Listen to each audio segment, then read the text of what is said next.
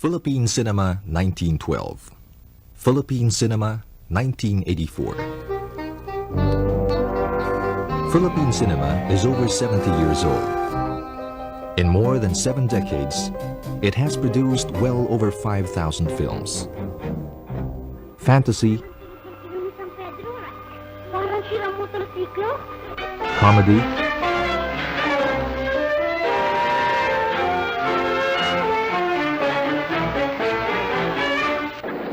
action,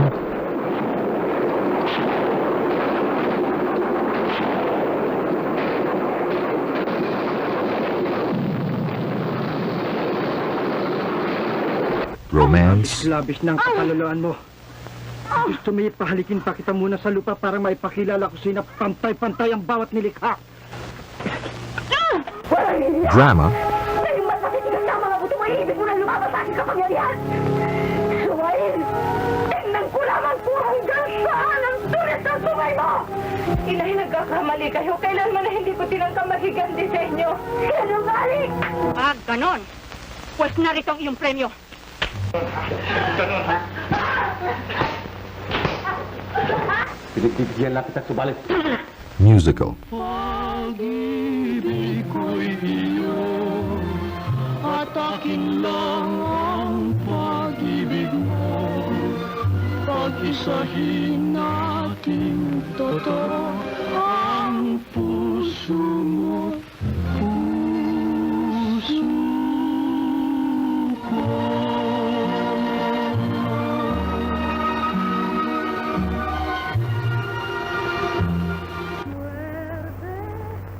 Philippine cinema has produced an enormous variety of films.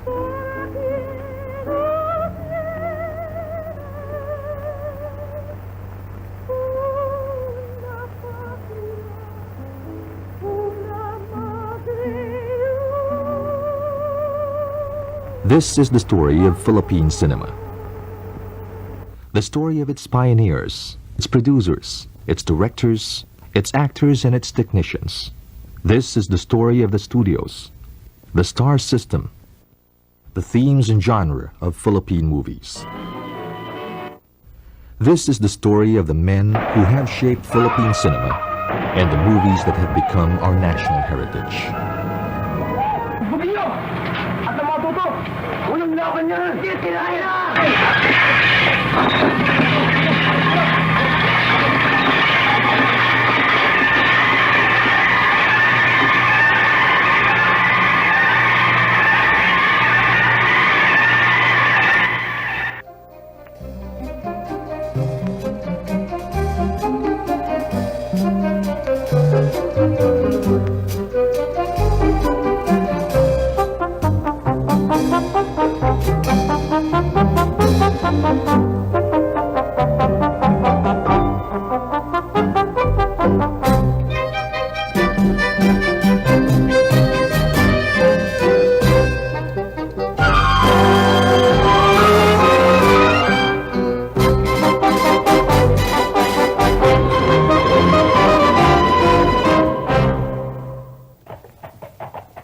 In 1897, moving pictures were presented for the first time in Manila. Photography studios were converted into movie houses for the screening of both local and foreign shorts.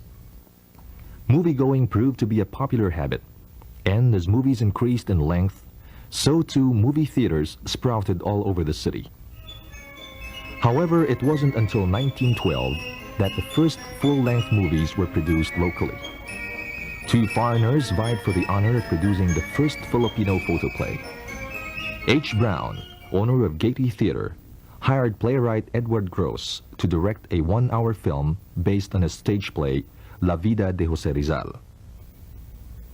Not to be outdone, Albert Yearsley, owner of Majestic Theater, directed Severino Reyes's Gran Compañía de Zarzuela in El Fusilamiento de Jose Rizal, based on Austin Craig's biography of the national hero. Both films were premiered on the same day, August 23, 1912. Despite both productions' poor quality, Filipinos were enthralled to see on screen historic sites and Filipino performers. Encouraged by the tumultuous reception, the two Americans continued to make more movies. Edward Gross filmed his stage hit Noli Me Tangere. Albert Yearsley, Walang Sugat. Acknowledging the public's acceptance of the first Filipino photoplays, other filmmakers began to make movies. But after the initial successes, the novelty died down, and the technically proficient foreign pictures drew the audiences away from the poorly lighted local productions. Thus ended the first phase of Filipino movie making. It wasn't until 1919 that Filipino movie making was revived. Jose Nepomuceno, owner of a large photo studio in the heart of the city, bought Yearsley's and Gross's film equipment and set up his own company, Malayan Movies. His first film, based on a popular zarzuela by Hermogenes Ilagan, was Dalagang Bukid. One of the great figures of the local stage, Atang de la Rama, appeared as the leading lady. Yun isang babae, isang dalaga na taga-bukid. Ngayon, nagtitinda siya ng bulaklak sa kabaret. Noong araw, yung mga nightclub ngayon kung tabaging kabaret. Ngayon, nung siya nagtitinda ron, merong nagkagusto sa kanya isang matandang kwan. Yung kung tinatawag nilang yung mga matatandang mayayaman, nagpupunta dun sa mga nightclub, Pero meron na siyang permanenteng nobyo, yung kapwa bata niya. Nung siya ay nililigaban nga ng matanda, yung matanda naman sa kanya mga magulang nanunuyo. Alam mo na yung matatanda nung unang panahon sa magulang nanunuyo kung lumiligo sa dalaga, lalo ng kamukha nga ng matanda. Hanggang sa ginawa akong reyna ng kagandahan doon sa kabaret. Pagkatapos noon, ang ginawa ko naman, kung meron akong kagustuhan, nagtanan ako. Kasama ko yung aking nobyo. Ngayon, siyempre, nagsisi matanda. Ganon ang ginaya ng sarsuela. For every screening of Dalagang Bukid, Atang had to stand by the screen and sing the zarzuela's popular songs. Meron naman tinatawag na kuple, kamukha nung nasama doon sa Dalagang Bukid na nabasag ang banga. Ang ibig sabihin nun, nagkukwento siya doon sa kabaret na mayroong isang dalagang nilapitan ng nobyo, nadulas, nabasag ang banga. Kaya ang kanta niya doon ano ang nangyari? Nabasag ang banga, pagkat ang lalaki ay napadupilas, kaya't ang babae naro't umiiyak, at ang sinasabi siya'y napahamak. Malayan Movies became the country's leading producer of silent films. Don Jose Nepomuceno directed other successful movies, La Venganza de Don Silvestre, Sampaguita, and the second movie adaptation of Jose Rizal's classic novel, Noli Me Tangere. The Nepomuceno residence near Malacañang was transformed into a studio. Don Jose shot his films there. He developed the negatives in the laboratory situated in the ground floor. His wife, Isabel, sewed the costumes for the actors. Filipino movie making then was a family enterprise. Filipinos began to be attracted to the art of silent motion pictures. They swelled the ranks of film directors.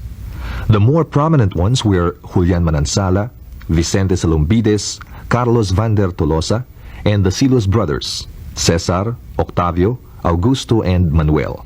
Sa biro-biro namin magkapatid, sa 60mm, nag-ano kami, parang laruan lang, just for fun. Ginawa namin yung tres ng ganos, sided line. Tinapos namin yun, little by little.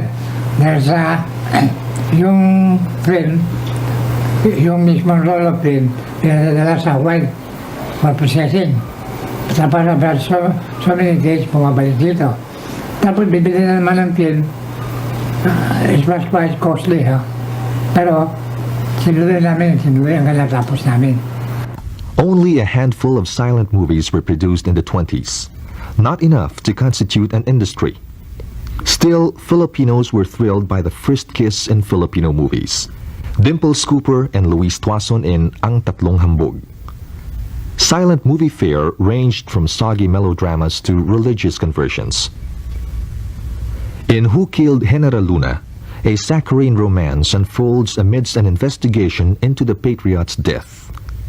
In Mystery of the Convent, Manuel Silos's first big movie, A young girl is made to choose between her parents.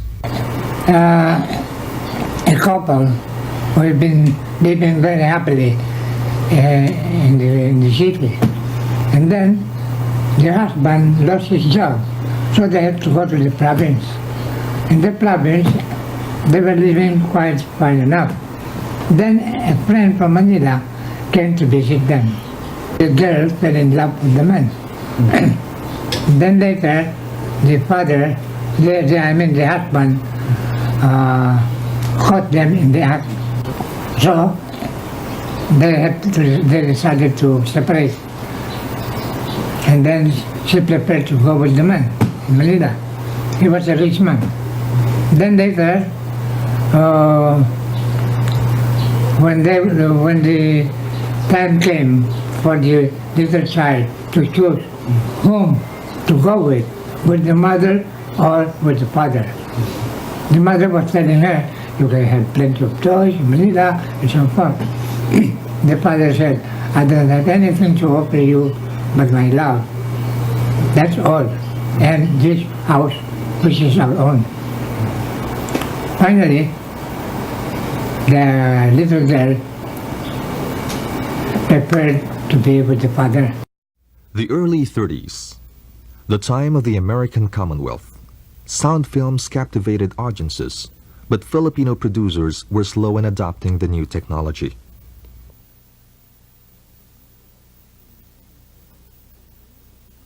In 1930, Carlos Vander Tolosa's Collegian Love etched a soundtrack on phonograph records and tried to synchronize them with the action on the big screen. It was the first step towards producing a local sound film. In 1932, George Musser started directing the first Tagalog talkie, Ang Aswang, using optical sound. He turned his house into a studio. Every weekend for a year, he shot scenes for the movie. The house still stands in Pandacan. His soundman, William Smith, an American mestizo from Isabela, fondly reminisces on the shooting.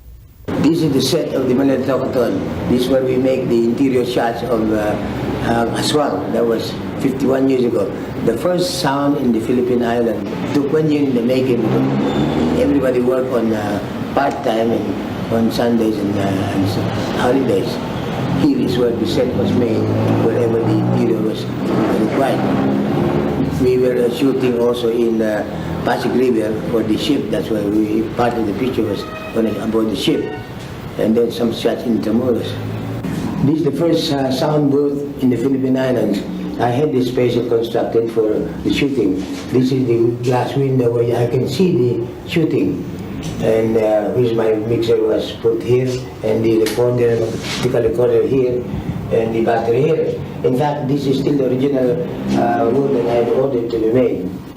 This is the laboratory where we process the film. This they had a chemical where motion picture chemicals put into wooden tanks, big large wooden tanks, and then the process is there for developing, and then acid stop, and then hypo, so on, then it can be taken out. Of course, this is all done in total darkness. This is all done in total darkness. Then after the film is processed, it's brought out into a drying rack with a big wheel light, and that's when the film is wound on and then spun and to dry. Then it's ready for printing. Now I'll show you where the makeup is in the upstairs and where Mr. George Marshall used to live. This is a 150-year-old house, a beautiful house at that. This is where Mr. Marshall lived with his family in this room here, while the other places are used by the artists to produce the picture. This is the balcony of the house, quite large and airy. This is where the people make up the artists to be shot and before the shooting. Ang Aswang finally bowed at the Lyric Theater. It had numerous technical problems. The sound wasn't properly synced. At the same time, two Americans, Stuart Eddie Tate and George Harris, envisioned a mini Hollywood in the Philippines. With the help of Hollywood director Frank Capra, they brought in technicians from the United States to improve on sound technology. Their first efforts were to record soundtracks for the partially completed films of Jose Nepomuceno. Punyal na Ginto, Makata at Paraluman, ang Cuba. Seeing the enthusiastic response for Tagalog talkies, Tate and Harris embarked on a program of mass production. They set up their own studio just outside Manila and called it, fittingly enough, Philippine Films. It was a studio in the Hollywood tradition. Shooting was done on a sound stage. There were separate departments for each aspect of filmmaking, run not by family members, but by qualified personnel. George Harris was the first production manager. Ang sabi ko, mabait, very strict lang sa punctuality ng mga artista sa pagdating sa studio. Kung sinabi niya ganyan oras, dapat nandun ka. Nasa board yan. Pagdating mo dyan, nakalagay ang bus. The bus will leave the studio ganyan oras. Palagay mo 7 o'clock, 7 o'clock. Be on time. Be here before the departure. Ayun, kailangan mo dyan ka 10 minutes or quarter to sa time ng departure ng bus. Pag oras talaga niyan, so lagay mo nakalagay 7 o'clock, the bus leaves at the studio at 7 o'clock. Kahit na mga star ka o ano ka, walang hinihintayan. Filipino technicians learned quickly from the Americans and in a matter of months equaled their expertise. Now, another scene na ginawa ko, yung the escapade, the prisoner's escape. Ngayon, I have to have different scenes. Nag-close up na lahat. Ngayon, ang ginawa ko, nandito meron akong, yung non-sheet, ang tinatawag namin, yung turntable, their C. Tatlo yun. Yun, dinedissolve ko ang music. We took the film, one straight shot. Itong shot dito, nalagay ko music. Tapos pupunta ko dito, papaling namin ng ganyan. Yung paling na yun will not be used in the film. Instead, I put a neutral insert for it while the music still goes on. I was able to put the music complete. Isang Amerikano yun, si Mr. Morse. Nung tinest niya ako, hindi naman kilala siguro ang timbre ng boses ko. Ngayon lang ako nakita niya. Tinest ako pagkatapos, pumunta kay Mr. Harris. Sabi niya kay Mr. Harris, hindi raw pwede ako sa talkies. Sabi, bakit? Hindi ang boses niya parang nagka-crack. Narinig niya ni Billy Smith. Sabi, Mr. Harris, I'll try. Sabi, siya raw ang gagawa ang boses ko siyang gagawa. Sabi, all right, Billy, you do it. Ginawa ni Bill. Okay naman, kilala na ako ni Billy. Ayun, sabi niya, okay naman niya. Mr. Harris, tinawag niya si Mr. Harris, you come over to the studio and hear the voice of Mary. Ayun, naman. Di sabi niya, wala na siguro, sinabi lang ni Mr. Harris, okay pala ang boses ni Mary. So then, I was casted in Inagpis ng Magulang. That's my first talking picture. Pagkat yung araw, ang sound, hindi sensitive ang mic. Kinakailangan, you have to speak louder and louder. Kaya nga there was going a little an occurrence in a scene in Magulang, Manila. The prisoners were planning to escape. And then they had to whisper, pass the word from one to another. Then eka niya, sa puso, where is that? Sa putol na sapa, tayo magtakpo. That is the word. Then, since it was a whisper, and the mag-record, I can be Smith, louder. Sa putol na sapa, tayo magtakpo. Then louder. Sa putol na sapa, tayo magtakpo. My God! You know what happened? It was not a whisper anymore. When the picture appeared, the people were laughing. Because the action was to put on top of them, but he was shouting. So the people, it became quite a comedy. The successful launching of Philippine films sparked the studio boom of the 30s. In less than 5 years, the movie business developed into an industry and was producing as many as 50 films a year. In 1935, with capital coming from a group of stockholders, Jose Nepomuceno reorganized his family-run Malayan movies into Parlaton Hispano-Filipino. In 1937, Luis Nolasco and Pedro Vera established Sampaguita Pictures. Ako ay nagtatrabaho como editor ng Literaries Movie Magazine. Ang publisher niyan si Congressman Pedro Vera. Isang araw, kumakain kami sa Tom's Dixie Kitchen, sinabi ko sa kanya, interesado ka ba sa industriya ng pelikula, ng Tagalog? Sabi niya sa akin, wala akong naintindihan yan. Yan mo, ako naman mamahala, ako magpatagbo. Ikaw lang humanap ng kapital. Isipin natin, kanya. At ang ginawa ko, inimbita ko siya, inihaya ko siyang panurin yung pelikulang katapos ko lang gawin, no? Yung Milagro ng Nazareno sa Quiapo. At tingnan niya yung pelikula, nagustuhan niya. Sabi niya, I like it. Let's talk tomorrow in the office. Yun ang nangyari. Sa next day, pumunta kami sa opisina niya, nag-usap kami. Tinanong niya sa akin, ano bang kapital kailangan mo para may tayo natin itong kumpanyang ito? Kako siguro 100 to 150,000 will be enough, no? Porque kung sabi mo sa inyo, ang mga pelikula yung araw, makakawagan ng pelikula ng 25 to 30,000 pesos. Ngayon, sabi niya, bueno, gawin natin. Ayan, inisip mo namin.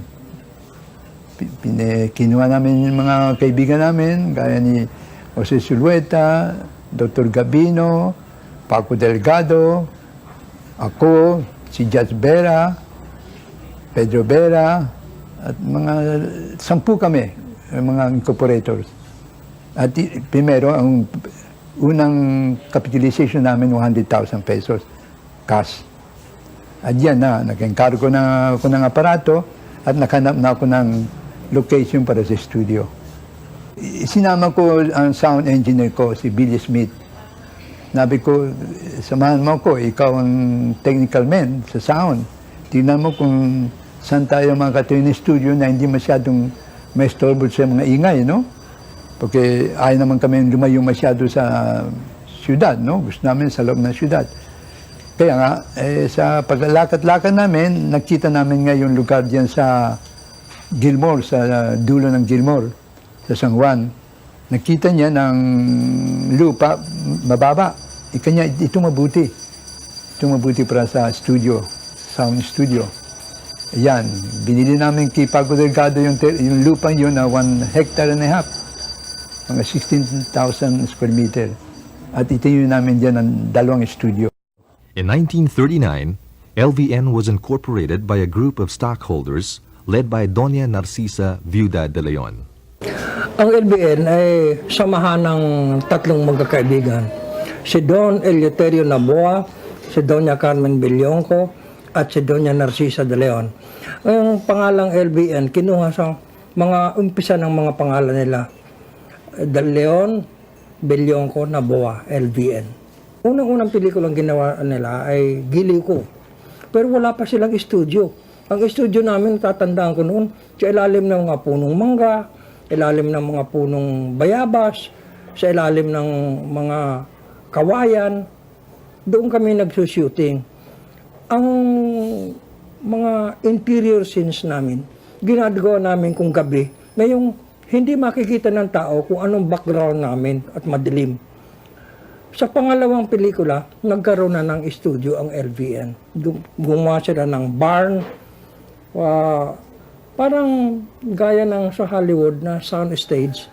Pero hindi naman masyadong maliit, hindi naman masyadong malaki. Other movie outfits were instituted in the late 30s.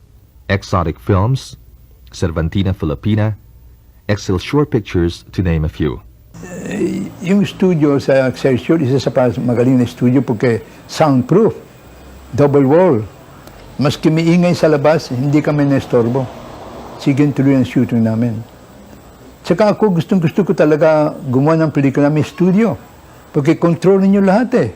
Control niyo yung sound, control niyo yung ilaw. Hindi kayo na gaya niyo, kumisan gaya sa location, kumisan kung walang araw o kundi lumulubog ng araw, sira ang photography. Lahat yung wasted, no? Tatapon namin yun. Sa studio, control na control namin. Tsaka meron kaming lahat ng light na kailangan namin, all kinds of light, for effect, for everything. Ang araw, nagagawa namin gabi. Ang gabi, nagagawa namin araw. Witness to the studio boom was Luis Nolasco.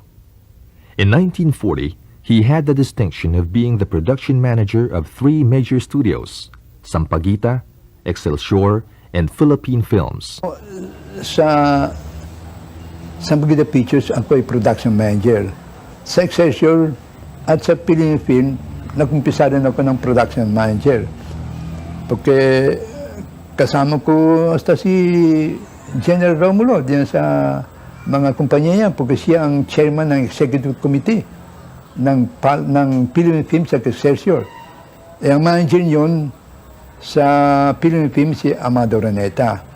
At ang manager sa Excelsior Film, Don Ramon Araneta, kapatid ni Amading Araneta.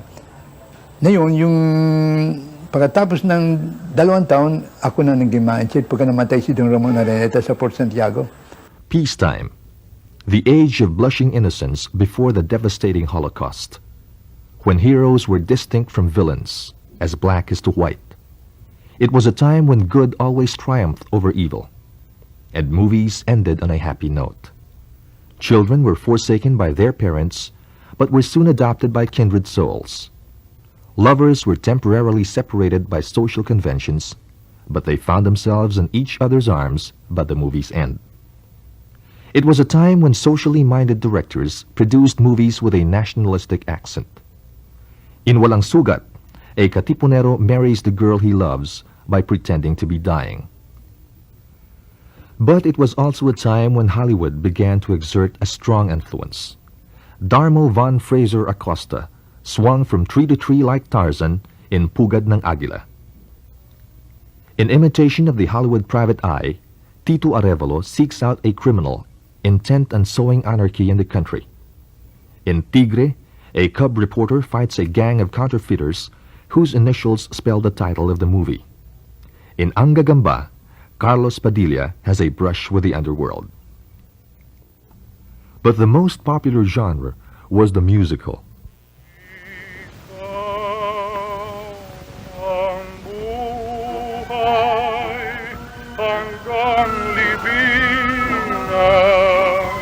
At kung ikaw ay wala, ang ligaya ko'y mamamatay.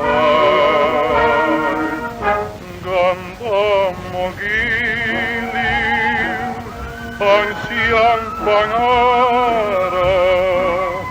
Ang bawat hirap ng nakakamtan ay napawing lahat. Ito ay tunay, umutiyang paraluman, saksi ang langit, nasumpang ko ikaw. Ikaw ang buhay, ikaw ang alaman, ang siyang hantungan ng aking pag-ibig at pagmamahal.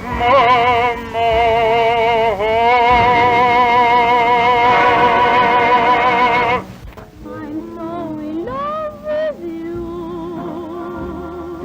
darling, what can I do? It set romance and intrigue to music. I found you're on my mind. The conflict between the rich and the poor, between provincial mores and city customs, Whether you're far or near, between foreign fashions and folk traditions. my heart's a flame burning with love sincere. Tao. Ang ibig mo ba sabihin, ipangangaralan mo isang katulad kung may mata sa pinag-aralan? Nagkakamali ka.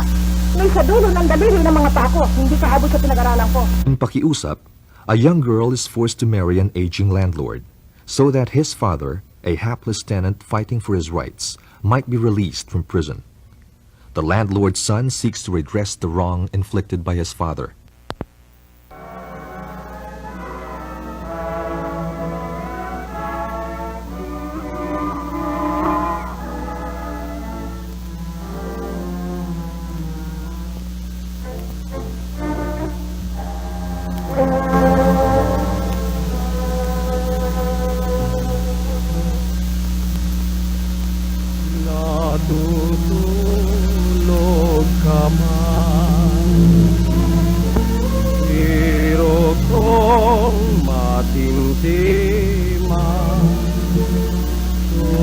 bayan mo malaman ang nagpapalang.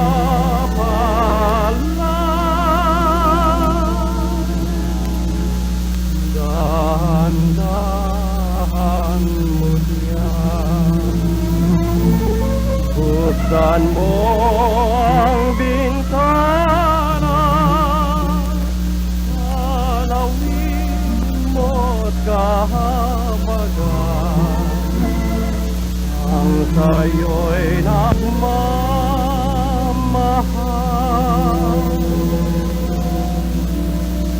Kung sa kalimat salat, ayamat pangalan, may isang sumpang wagas ang aking paglinang. Pakiusap ko sa'yo, awan mo ako. Kahit mamatay, pag-ibig ko'y minsan lang. Ang pakiusap sinulat ko ito para sa Kasaysayan Pictures. At nag-agawan pa nga ang mga direktor. Gusto ni Tolosa, gusto ni Octavio. Pero sinabi ko Tolosa, pagbigyan naman natin pagkataon si Octavio. Kaya siya nag-direct ng pakiusap. Ito naman ang mga location namin ito, mga layo. Meron sa Bulacan, meron sa Little Baguio. At yung araw talaga maraming location namin kay ito meron kami yung ng mga esena nasa bangka sila na yung SSS Trio, kumakanta roon, saka Charing Moreno. Pero ang ginagamit na boses namin para kay Charing Moreno, kay Feli Vallejo. Yun, meron na kaming playback. Ang mga sound, kinukuha namin sa sound studio, complete. At pagkatapos sa shooting, actual shooting, ginagamit namin playback. Ang ginagawa ng mga artista, sunod na lang. In Zamboanga, pearl diver Fernando Po combs the reefs for a fortune in pearls in order to win the hand of his betrothed, Rosa del Rosario. The film, retitled South Seas for foreign release, was premiered simultaneously in New York and Manila.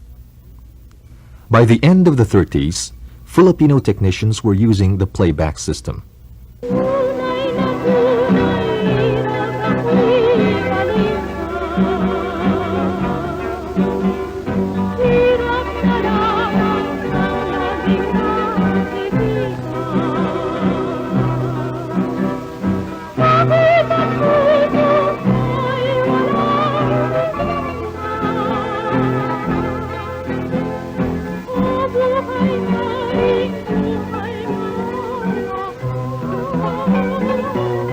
That was not my real voice.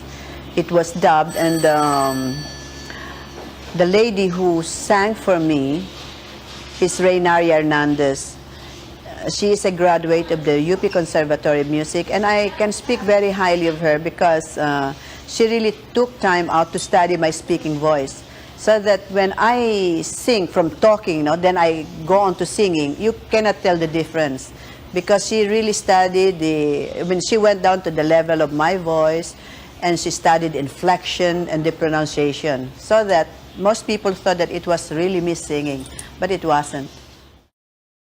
The decade's most accomplished director was Carlos Vander Tolosa. His penchant for lavish settings, his emphasis on detail, coupled with a clear-cut cinematic style, created many of the memorable musicals before the war. He often directed the initial presentations of the major studios. In 1935, his direction of Parlaton's first film, Diwata ng Karagatan, elicited favorable reactions in Europe.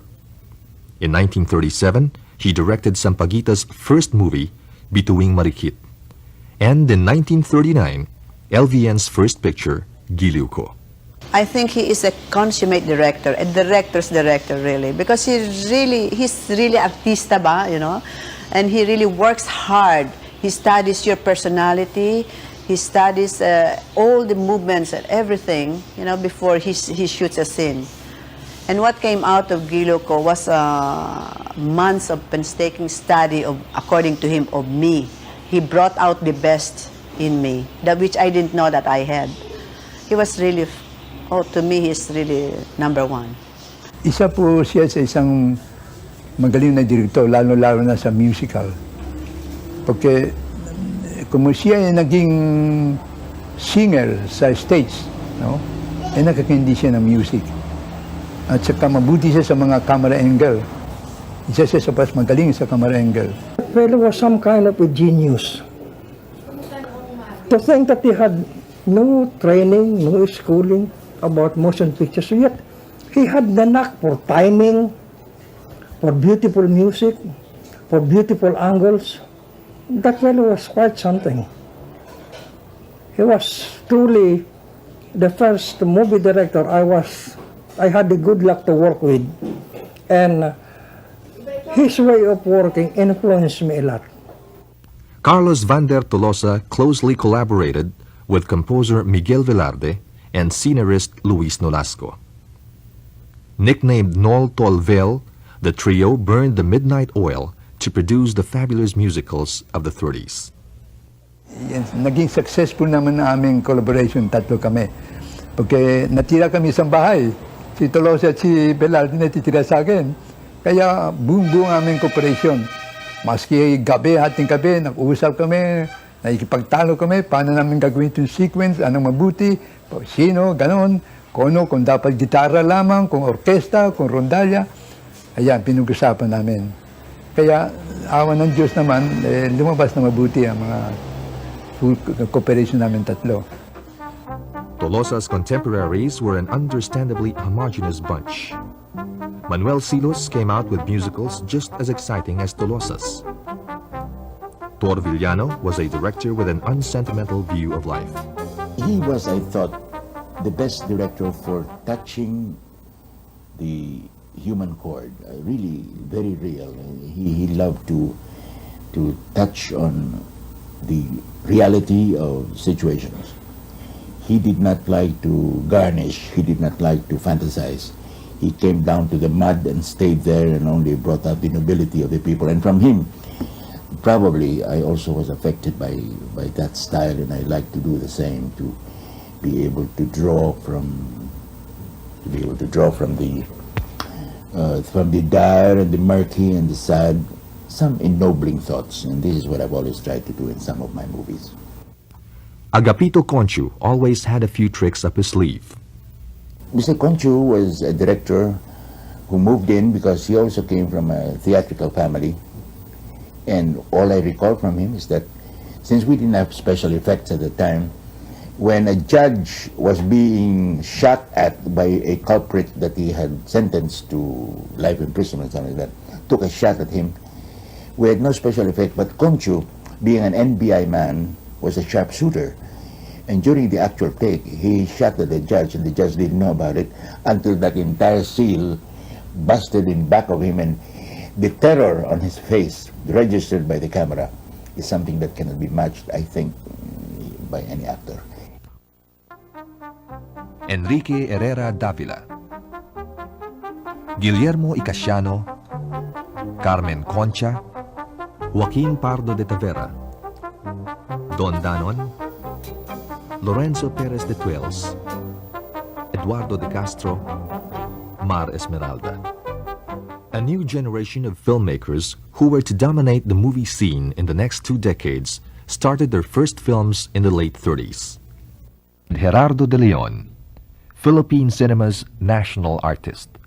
It was a very cooling, soothing effect to work with Jerry, you know, because he's very soft-spoken, he's very cool in everything, in every way, and I think with his work with the camera, it's like the camera is his lover. You don't know what's going on, but he will just tell you calmly, this is what you should do, this is what you shouldn't do, and then before you know it, when you see the finished product, it was beautiful. Manuel Conde, whose satiric comedies were some of LVN's top grossers. Ang pangalawang pelikula ni Tolosa ay Hali. Assistant director na naman ako roon. Pero nung gumagawa kami, ako ang gumagawa ng kanyang script. Medyo natuto akong gumawa ng script. Namataan ako siguro ni Doña Sisang na si Manaling ang gumagawa ng script. Kung may itinatanong kay Tolosa, ang sigaw kagad ni Tolosa, Manaling, ano bang studio, ano bang bukas na shooting natin? Sino bang artista? Kaya sabi ni Doña Sisang, sino bang director dito? Si Manaling o ikaw? Kaya nang si Tolosa lumipat sa RDR Productions ni Araneta, ginawa ako ni Doña Sisang na director. Kunyari pa pinashoot sa akin isang eksena sapagkat wala pa raw si Tolosa ay maraming extra. Yung pala sinadya, alam na pala niya na hindi darating si Tolosa. Kung masira ito, kung masira, ulitin natin. Doon ako nag-umpisa na maging director. Sapagkat ayaw ko naman mag-director talaga ng primero Gusto ko artista. Lamberto Avellana, whose first film, Sakay, was hailed by critics as an auspicious debut. I had just completed directing a major play for the Ateneo on my graduation year. And obviously our guest of honor was so impressed with the play that I had just directed that he asked to be brought backstage to meet the director.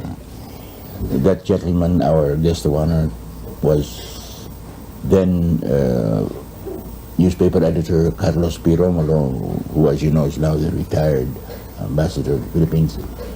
And he asked me, would I like to direct Philippine movies? And honestly, I didn't even know there was such a thing as a Filipino movie industry at the time. It seems there was, but I had never seen a Filipino movie. And he said, well, good, that's a good start. Let's start with you not knowing anything about it. And can you report tomorrow morning at 8 o'clock? I said, yeah. And that was it. At 8 o'clock the next day, I met the owner of the company, Philippine Films, and that was Mr. Amado Araneta, who had just acquired Philippine Films. I chose the theme Sakay, the rebel hero of the Philippine Revolution, Macario Sakay.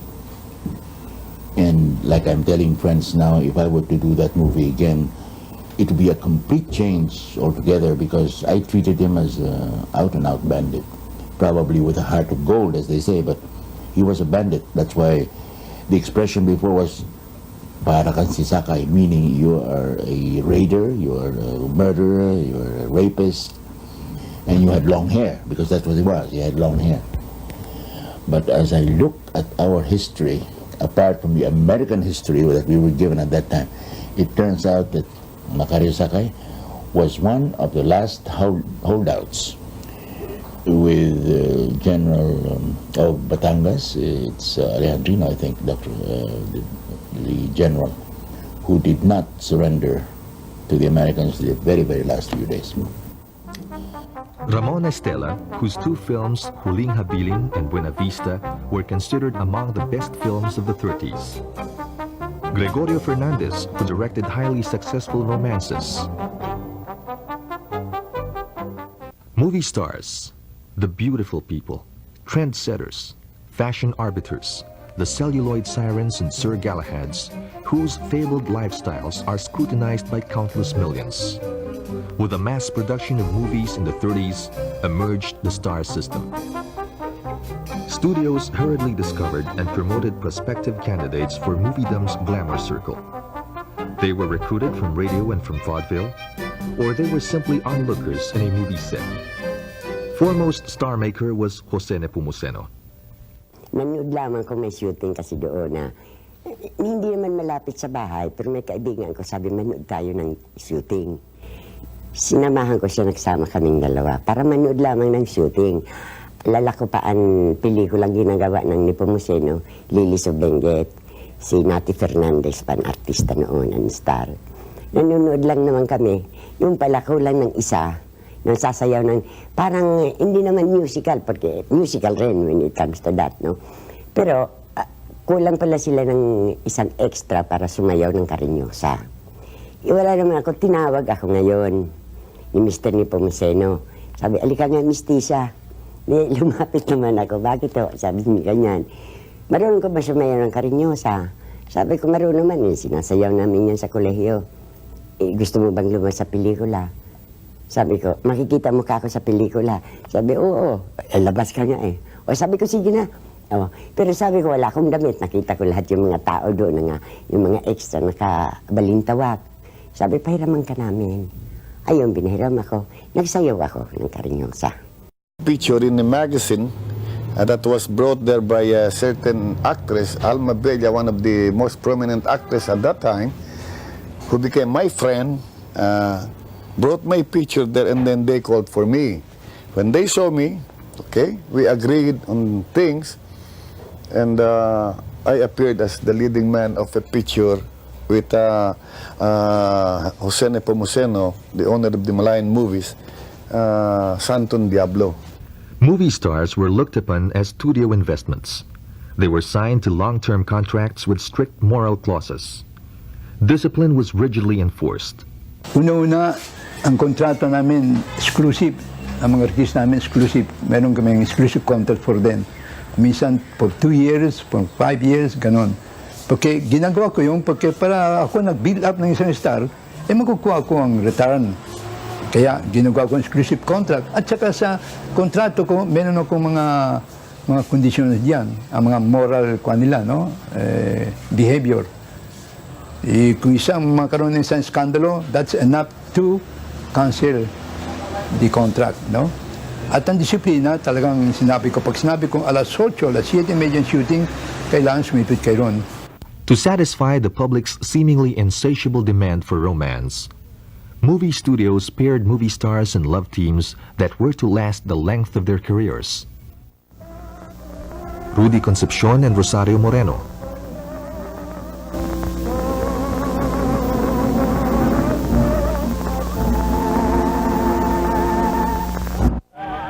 Mila del Sol and Fernando Po.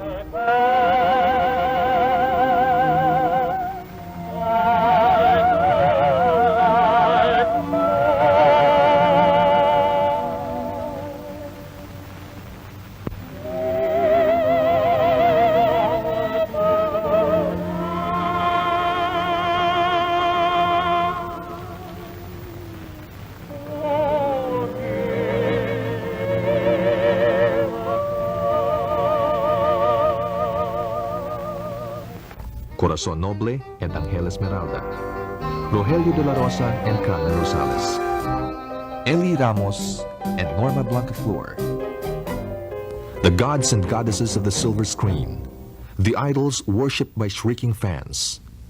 The most popular were Leopoldo Salcedo, nicknamed the Great Profile, Rosa del Rosario, whose celebrated acting abilities were amply demonstrated in many films, Elsa Oria, the country's singing sweetheart, Jose Padilla Jr.,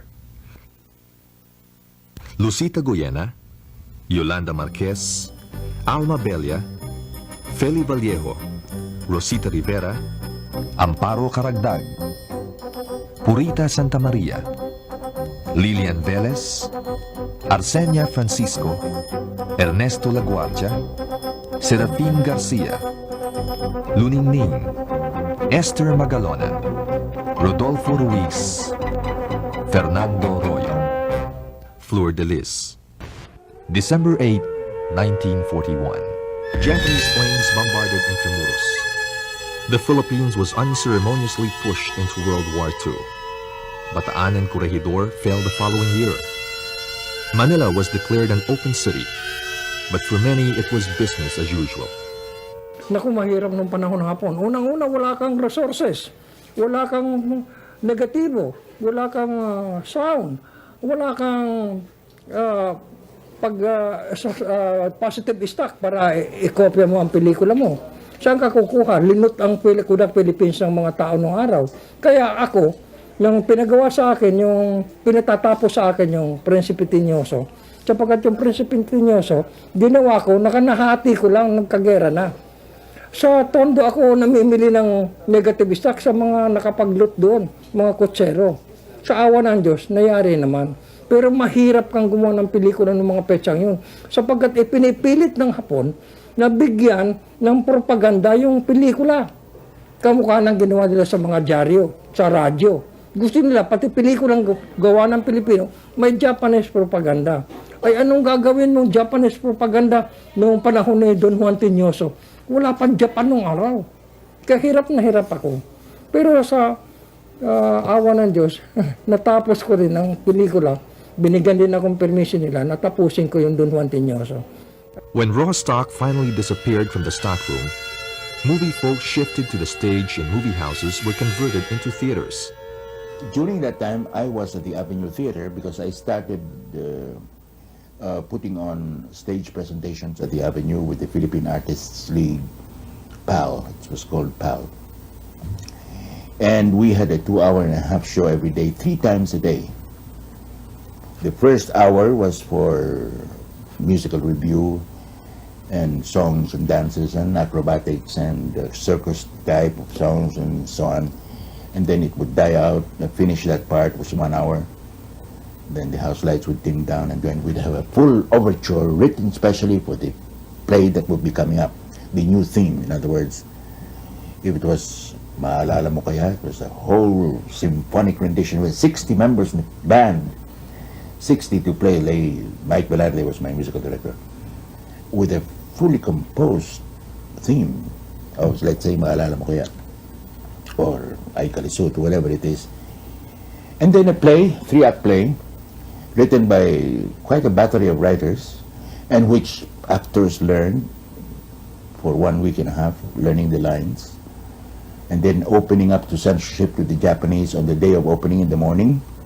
And if approved, we got a piece of paper saying, yes, we may put on the show. If it was not approved because there was in any way a slur on the government that they led here, we were asked to change. We would change the presentation to the next 2 days. We'd have a new one altogether. Personally, I feel that this was the best flowering of Philippine theater. The productions were closely supervised by the Japanese. There was one occurrence that happened with me na yung lumalabas ako sa Metropolitan. I was playing xylophone. Popular ako sa mga hapon. Hindi ng anchor. Eh wala na akong music. Basta naisip ko, Stars and Stripes Forever. Tinugtog ko sa mga hapon yun. Ngayon sabi sa akin ni Sarah, yung director ko, Silos, do you know what you played? What? Stars and Stripes Forever. Pero hapon yan. Ay, nilerpis ako. Yung pala, ang tinugtog ko, against them. Pero, hindi nyo pinalisan, mga hapon. Palagpakalin sila. Then, nothing happened. Hollywood and Filipino reruns and new Japanese films were the movie staple of this critical period. In 1944, the Japanese set up a branch of their propaganda arm, Aiga Aikusa. Their first production was an anti-American film entitled The Dawn of Freedom. I was asked to appear in a picture, almost forced to appear. I was coerced to appear. Yung Dawn of Freedom, I was almost threatened to appear under the Japanese company directed by Abe Yutaka. He was a very good director, pero siyempre, hapon yun, parang ayaw mo, di ba? Ayaw mo. Wala, kukulong ka sa Port Santiago, malalabas ka na.